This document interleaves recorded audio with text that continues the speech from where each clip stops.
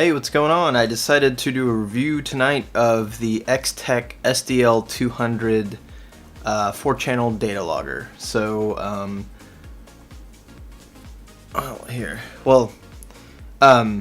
actually, I guess I'll start by showing you a picture of the case from far back. My workbench isn't deep enough to show you the whole thing with the angle of the lens on my camera. But anyways, it's a pretty good sized case. It's pretty nice. I think it's a little overkill. I wish they would have made it smaller. I mean, all it is the tiny unit, your 4 probes, and that's it. And your instructions manual if you need it. But once you read it once, it's actually not that bad. At first glance, without reading the manual, I was thinking, holy crap, this interface sucks. I can't figure it out. But once I read the manual, it's really not that bad. And it'd be to the point where you really don't need to take the manual with you. In that case, you could have a case about a fifth of this size, and it would be fine. So, yeah, let's pull it out. So, here's the unit. And I'll be comparing this to that, this cheapo Chinese one that I bought for, what was it, like 37 bucks or something a while back. Just to have something to compare it against, so you can see what something really cheap versus a good name brand, how they compare. So, build quality, excellent. It just feels really good in the hand. It doesn't feel cheap. It's actually pretty heavy due to the fact that it takes 6 AA batteries, so that is a win. That cheap Chinese unit uses a single 9-volt battery, and if you know anything about battery capacities, 9-volt batteries suck. So battery life on this should be excellent. Just 2 screws to get into the battery compartment, and I believe there were threaded inserts for the screws, which is awesome, as there should be. It's a little kickstand. It's kind of a really far back angle, but I mean, it's better than nothing.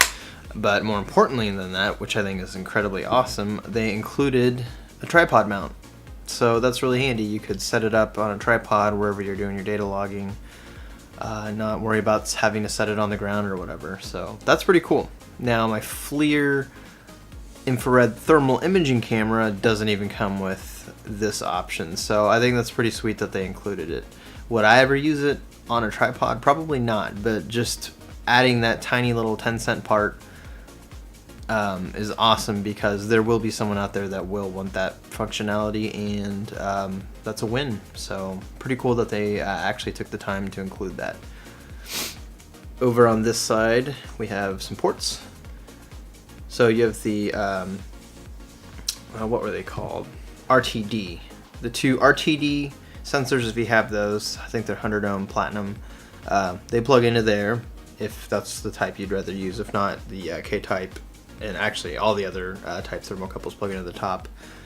RS-232 for PC communication, but you have to buy a separate kit to be able to do that. And another really awesome option that you would definitely expect from a company like Extech, which is now owned by FLIR, or partially owned by FLIR at least, I believe. External power. So you can get a 9-volt wall wart, plug it into here, and then you can power it indefinitely during a really, really long data read. And this will pretty much read data so long as there's space on the SD card. So the bigger the SD card you put in here, the longer you can record data. And it'll do 30,000 data points per Excel file. I think it saves in XLS format. And then after 30,000 it starts a new one. Now I do believe, I haven't tried it, but I do believe that each time you record, it actually adds a new set of columns and continues in the same spreadsheet. That's a little annoying and weird. But if you are aware of it, what you could just do is pull the SD card out, stick it in your laptop, delete the file, or copy it off of there, name it whatever, and then pop it in fresh. So then you're basically forcing it to start a new file. So that's a little weird. We can test that and find out. It's also got a manual mode that you can set it into, where it's got 99 memory, maybe it's 100, 0 through 99. I think it is 100 memory slots, and then you can push the button to manually log. So if you see a number on there, like, oh, this is a good one, you can hit the log button, if it's in manual mode, and then you can log to one of those 99. And once you've used those up, then I don't know if that round robin's around or if it just says it's full. I'm not really sure, to be honest.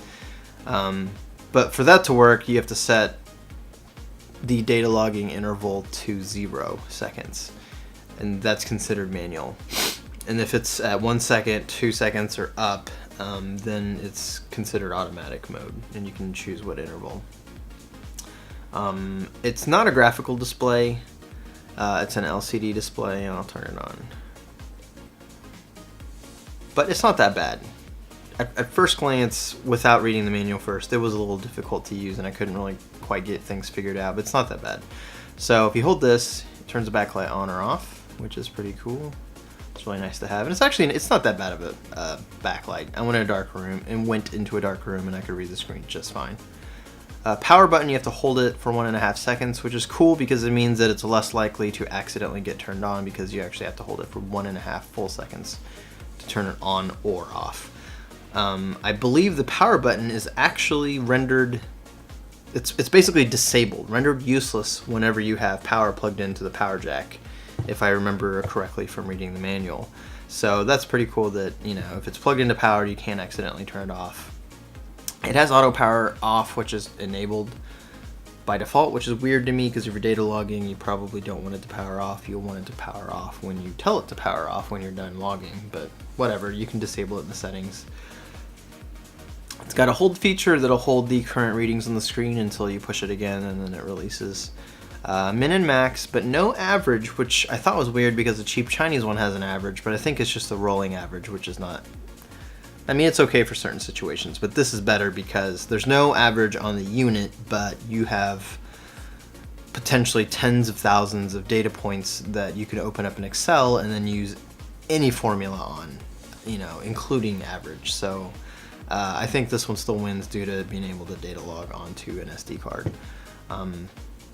I wish there was a door, though. The SD cards are not that hard to accidentally bump and then they pop out, so that's a minor minus, I guess, but usually for data logging, you set it up and then you just leave it, so it's probably not that big of a deal. So min and max, you just cycle through min or max and then off. I think you have to hold it.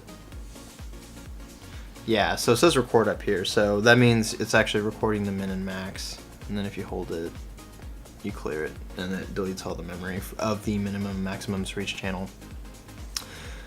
Let's go ahead and take a look at the probes. Well, before we do that, the manual. Excellent, excellent manual. It's in at least 2 languages. I think it's just... yeah, actually, I think it's in several languages. But the English part, very detailed, and it's actually very good. It's got... Does it have diagrams? It's got some kind of diagrams and stuff, but the instructions are very clear. They're really good. So now that we got that covered, you gotta have good instructions because this unit definitely needs instructions. It's one it's a little difficult to figure out without them. It comes with some decent K-type thermocouples. They're nothing extraordinary, but I will tell you they are very accurate. I plugged all 4 in, and all 4 were reading within like 1/10 of a Celsius of each other, so I think that was actually reading better than they're advertised to. So, oh, and they fit really, really tight. That Chinese one, they kind of flop around in the hole, and they don't get a really good even connection, so the temperature jumps around. And these, they slide in easily for the first half, and then the second half you meet a lot of resistance, and then they'd fit really, really snug. Snugly, I guess, would be more grammatically correct. So there's another cool feature. I think it's only for the first 2 channels, but you can do a delta of the first 2 channels, the difference between those two. So what you do is hold this button, because the secondary function is T1 minus T2, so you hold that, and boom. Over here, it shows 1_2, meaning this number right here is the difference between channel 1 and channel 2. So watch, we'll make channel 1 warmer artificially, and then you should see the delta going up. So there's 14 Fahrenheit difference between channel 1 and 2. So then you hold it to disable it. And you can actually do that with the RTD thermocouples too if you have them plugged into here. Or actually, I don't know if the RTD is thermocouple or if those are thermistors. No idea. First I've ever heard of them today. So you can set an offset. You hold both of these buttons and it goes into an offset menu where you can manually set an offset, but it applies to every single channel. But it's pretty cool if you need that functionality. Basically, you use this button to start logging, or if you're in manual logging mode, to take a snapshot, like take a reading, and then you hold this. What does it do if you? Oh yeah, it tells you the date and time and stuff if you just press it quickly. If you press it momentarily, but if you hold it, it goes into a menu system. And then, so set date, and if you hit it again, it just basically cycles through all the menu options. So if you want to change one, like let's change the beep, we'll turn the beep on. No beep. So then you use up or down to change it, and then use enter to set it. So really it's not that bad. So SD format, that's the format your SD card. Actually, let's go back around and turn the beep off. That is annoying. So using up or down, you can choose what you want within this menu and then push enter to accept it. If you don't push enter and then you go on and change more, your settings don't take place. So and it'll let you change the decimal point if you want to use the comma or a period, depending on if you're in the US or Europe. And then after 7 seconds it goes back to the main menu. But that's really it. The main menu is not that bad. I already set the date. Oh, this is the frequency at which it takes a reading. So right now it's at 2 seconds. So let's change this. Oh, I waited too long. So that's 1 second interval. Every 1 second it would take a reading from all 4 channels. Or 0, this means it's in manual mode. So whenever I hit the log button, it'll take a reading. But I think 2 seconds is probably perfect. It's actually what it defaults to. This is power off, auto power off. I disabled it because why would you want to leave that on and forget about it and then potentially have it shut off during some really important data log that you think you're doing, and then you come back to 10 hours of it being off. Yeah, so I went ahead and turned it off. And plus, if I'm going to do something like that, I'll go ahead and plug it into mains power, so not a big deal. Just need to hop on Amazon or eBay and find myself a good 9-volt power adapter. I might actually buy the Extech one. I don't imagine they would pick some fire hazard one if, you know, if they're going to put their name branding on it. It just depends on what they're going to charge. Sometimes companies will rip you off if you buy their specific one, but if it's expensive, I'll just buy a generic one. But because all it has to be is 9 volts, center positive. Oh, and it even tells you in the manual the current draw. It's very rare you see battery-operated devices that actually tell you what the current draw is. With this backlight on or off too. That's pretty sweet that they did that. So here's the visibility with the backlight off, and being an LCD, it's got excellent visibility in sunlight. I think that's it. You know, use this to turn logging on or off if it's in auto mode, and then if it is, it's writes to the SD card, which then you can pop out, stick it in your computer, and then you have an XLS file extension spreadsheet that you can just open in OpenOffice or Excel or in OS X's numbers. And then you can do graphing and whatever you would like. So I guess now what I'm gonna do, it'll be the perfect test scenario because I'll be able to test hot and cold. I have a little test chamber I made with that, you know, that Pink Panther styrofoam house insulation stuff, and then I held it together with foil tape. And then I had 2 heat sinks and a Peltier, and so, you know, you put current on both, and you put current on the Peltier and it'll pump heat from one side to the other. So I'll probably set it to where it we'll do cools the inside, and then so we'll have 1 channel on the inside, 1 channel on the outside, and maybe 1 channel just out in the ambient air, so we'll be using 3 channels, and then just log it for 10 minutes, and then afterwards, or maybe while it's going, I'll also have this guy hooked up, and then we'll compare the temperatures on the screens, and then see if the $37 one can hold a candle to this one. And then after 10 minutes, I'll power this off. We'll go over to the computer, pop in that SD card, and take a look at the data and see if we can graph it and see what all we can do with it. So, yeah, let's do that now. Okay, it is time to start logging. So what I have here is the Extech, and then this is that cheap Chinese one. Obviously a big price differential. This one is $350, this one is $37, but they're both 4-channel. This one does data logging, this one does not, but they both have hold, min, and max, and both have backlights, and they're both K-type. Well, this does a whole slew of different, I mean, nearly every type of thermocouple you can think of it supports.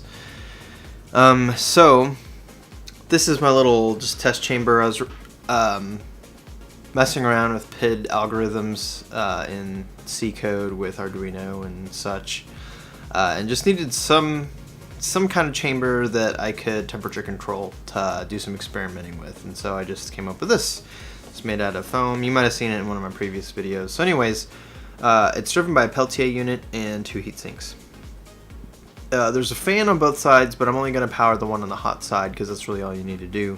The inside is going to get cold, the outside is going to get hot. So on the hot side, I have a probe from each unit taped on there with capped on tape since it's high heat, and they're on there very tightly. That's the second channel. The first channel, they're both going inside here, and I have them pushed up between some thin fins on the inside heatsink, on the cold heatsink, and they're both in rows directly next to each other, pushed in about 1 inch each. And then I got the lid closed to hold the cool in. And then the third channel comes right down to here, and I just have them in the open air. So that'll be measuring ambient. So we'll have ambient. So starting with channel 1, we'll have the hot and cold heatsink temperatures. Channel crap. I believe channel 1's actually the inside, the cold heatsink temperature. Channel 2 hot heatsink temperature. Channel 3 ambient. So I think I'm gonna put the camera on the tripod now, aim it at the screens, and then I'm going to fire it up. Okay, so apparently I'm a dumbass, and I actually started recording this and realized that I hadn't turned on the logging for the Extech, because you actually have to tell it, hey, I want to start logging. So I reversed the polarity on the Peltier and stopped it right when the temperatures are kind of all equalized, so we can kind of get a good starting point again. The probes are all in the exact same spots as they were. I've let it sit for a few minutes, so I think we're ready to give this another go. So let me just make sure. 2 second. Let's change that to 1 second.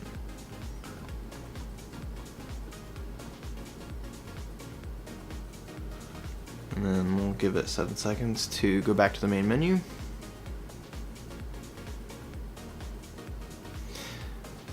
Backlight is on that unit, by the way. It's not very bright. It's adequate, but when you compare it to one like this one, you can see it's really not that bright. But anyways, it is ready to go, so let me turn logging on.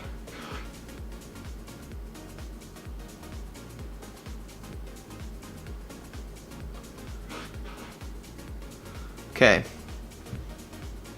It is logging, so I'm going to turn it on in 3, 2, 1, boom. And Peltier is dissipating about 28 watts, so there you go. And you can tell that it's logging because it's the word logger is blinking.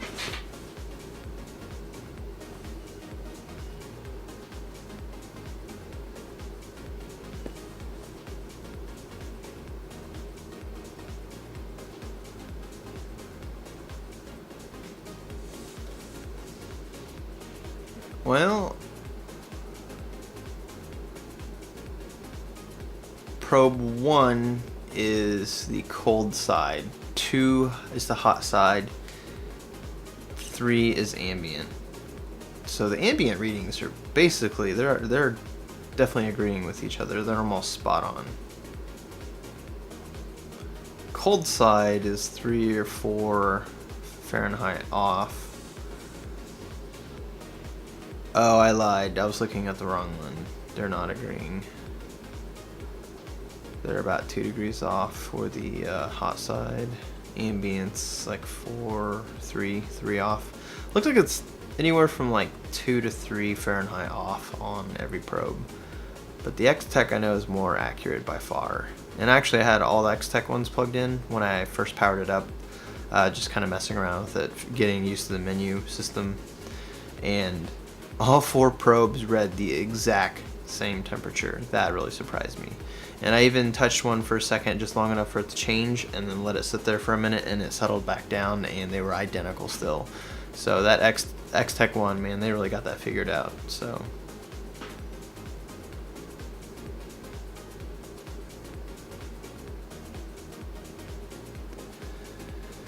yeah, looks like cold side, Extech's 4 degrees ahead. Hot side, they're about 3 degrees off. Ambient is about 4 degrees off-ish, 3.5, something like that. So they're all a few degrees off. But for $37, getting a 4-channel probe, it's not that bad for 37 bucks. Unless you're doing something really precise and you don't need data logging, you just want, you know, min, max, average. That cheapo one, I think, would suffice for a lot of applications. But for nothing where you would want to log data or where you would want some fairly accurate readings.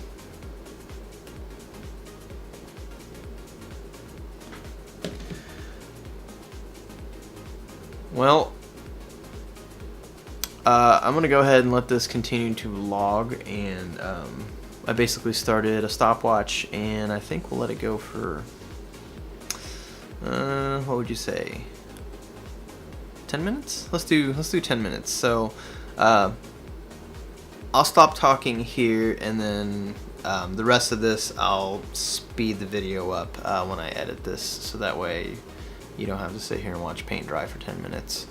And then afterwards we'll pop the SD card into the computer and see what the raw data looks like in Excel, and then maybe see if we can do up a graph and do some average functions and stuff, and see how useful it is. So yep, let's do that now. Okay, it's been 10 minutes. So let's turn the Peltier off. I kind of wanted to let it go and see if it hit 32 degrees, but it was starting to slow down, but I do think it would have made it, and that's actually a pretty impressive temperature delta. Because I mean, Peltiers are really inefficient, and I think most of them only have like a 30 or 40 degree temperature delta, so.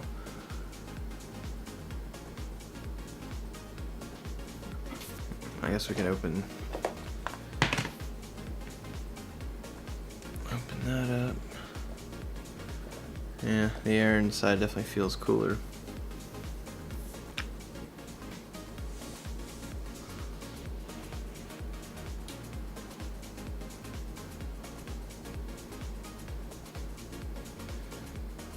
Well, that's probably good. While it's cooling off for another second, just so we get a little more data of it tapering off, let's try the min and max on this guy. So there's a max temperature each channel hit. So 92.8 was the maximum the hot side heatsink hit, which is the one on the top. There's the minimum temperature. Looks like the cold side heatsink hit 37.8. And then the average temperature, 60.4, 85.8, and 83.8. I'm really curious what the sample size of that is, because it's kind of not saying much. But anyways, for a cheap unit, it gets the job done. I think it was $37 on Amazon, free shipping. So 4 K-type thermocouples come with it. It's got a backlight, min, max, average, hold. It'll let you change the units from Fahrenheit to Celsius or vice versa. It's not bad. Not the most accurate piece of tech out there, but if you're on a budget, or well, if you have any, I guess if you have any sense, I mean, if you don't need accuracy, there's no reason to buy this one. This is $350. They're not even in the same league. But we're about to see why this one is worth a lot more. I mean, you've already seen all the cool features it's got, along with it being extremely accurate. But okay, we'll go ahead and stop it here.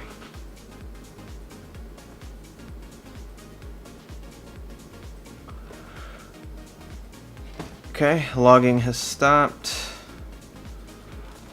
So I guess power it off. And let's head to the computer and take a look at the spreadsheet and see what's going on. Okay, here we are with the spreadsheet. So it's got columns. It's got the units, but that kind of annoys me. I mean, I guess it could be handy, but once I get into the spreadsheet, I don't really need the units. So this will be the fourth channel that we didn't use, but it looks like this is just like a primary key column, which in this case we do not need. We do want the timestamp, so we don't care about the date. We did it in the same day. Let's see, we'll call this cold, hot, ambient.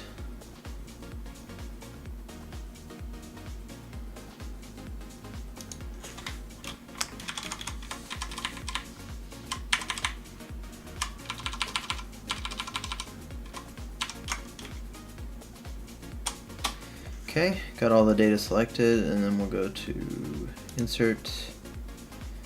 Let's do the line graph.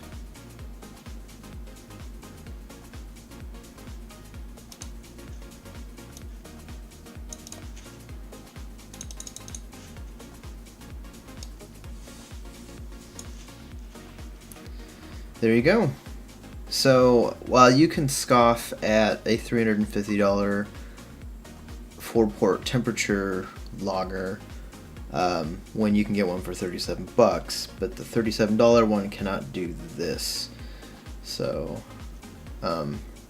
right here is where I turn the Peltier off, and you can see the cold side warming back up. And then at the same time, you can see the hot side cooling off, since it wasn't dissipating the 30 watts anymore. And ambient really didn't change much. Now the heatsink, I mean, this was probably 6 inches, well, maybe like a foot away from the hot heatsink. So the hot side going up, I mean, you can see just barely gradually going up, but that could also be the fact that I'm recording this in a closed office with the door closed.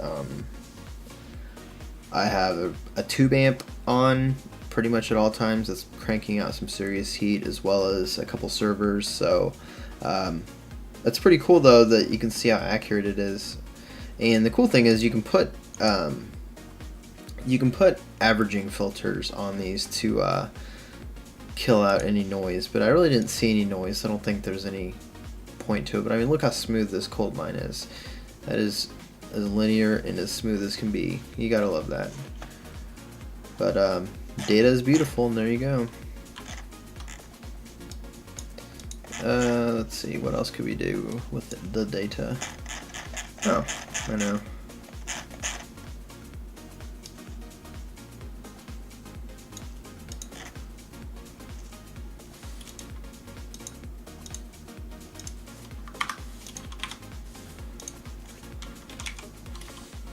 We'll do min, actually.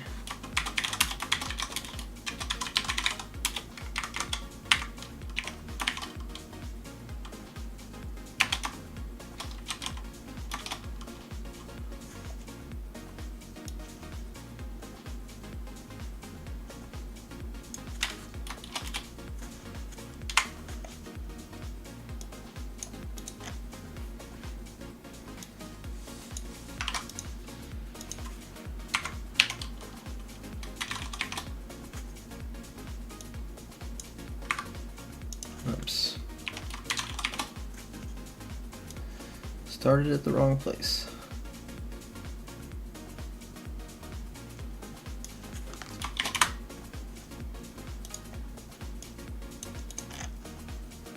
And we'll do average.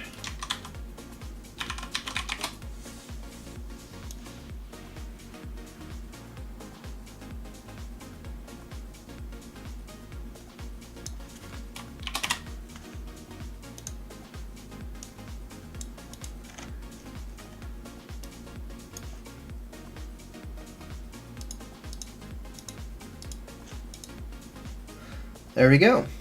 So for the cold side, minimum is 34.8, hottest, which should be the starting point, was 79.1. Hot side got all the way up to 89.2. Coldest was 76.6, which is probably the starting point. And ambient actually went up almost 5 degrees while we were recording. Shows you how toasty it gets when you close a room up with several computers, a tube amp, and other equipment. And average for cold, 48.56, which obviously that is quite a bit different from the average of that channel on the cheapo temperature reader thing, because I think it said like 60 degrees for that one. Hot side average is 86.54, ambient average is 79.21. So that's powerful stuff to be able to actually log and graph the temperature of 4 different channels. So, and I don't know if you can actually do 6 channels if you hook up the RDA probes in the side of the unit. I imagine it probably takes the place of 2 of the other ones, but I don't know. I'd have to do some testing. But anyways, I guess that kind of covers the accuracy. I think it's pretty damn accurate, especially considering all 4 probes, when they're not touching anything, are basically just spot on. As where with the cheapo one, you have all 4 probes connected. They're all just dangling in the air, and they're all 1 to 2 degrees off from each other, which is kind of sad. So it's accurate. The menu system at first seems a little daunting, but once you read the manual, which really, since it's in several languages, there's only like 4 pages you need to read or something like that. It's not that bad. It's actually pretty simple, which I showed you in the video earlier how easy it is to change the few settings that you would ever touch. I think that concludes the review of the Extech SDL200 4-channel temperature logger. I like it. The price is high, so you know there's a bit of a price of entry, but if it's in your budget and you need something accurate and you need to be able to log to a spreadsheet that is Excel compatible, that you can immediately open up and start graphing and running formulas against, it's really hard to beat. Now I did see that Fluke and some other brands have some competing models, but if you go to Fluke's website, there's only a few reviews on what I would consider to be their competing model against this one. I don't remember the model number off the top of my head, but the reviews are just terrible. The people said the quality is just not what you'd normally expect from Fluke products. And I also, at that point, need to give Fluke a ton of credit for not grooming their reviews like some other companies get caught doing. You know, they only have 3 reviews and all 3 are bad reviews, and Fluke's left them on there. You know, they're being honest. So that's awesome, and it sucks that their products are normally awesome, but their temperature logger happens to not be as great. Just people are talking about just inconsistencies and I think unreliability. Like I think all 3 of them had their unit die within like a year of you lightly using it or something like that. I don't know. It's been a while since I read it. I just know that I did my research and looked at all the different brands out there, and the only one with just generally good reviews was this model. So they do have, Extech actually has several. They have like anywhere from like 6 to 10. They have some that do humidity and some HVAC kind of stuff, like, you know, wind speed and that kind of crap. And then they have a 2-channel version of this unit. I don't know if it has data logging or not. And then they have, was it like an 8-channel one? But that thing was like, I think that was over $1,000, so that was a little steep for my blood. I think I've probably rambled on enough. So if you need accurate temperature measurements and you have $350 in your pocket, it's not a bad purchase. I don't think you'll be disappointed. If you just need some rough ballpark temperature figures for 4 different channels, you don't need to log it to any kind of a file, you just want to know the min and max, then I would say you could spend 37 bucks on that cheapo one and be perfectly happy, but don't expect any precision measurements out of it. So yeah, I hope you enjoyed the review, and I will see you in the next video.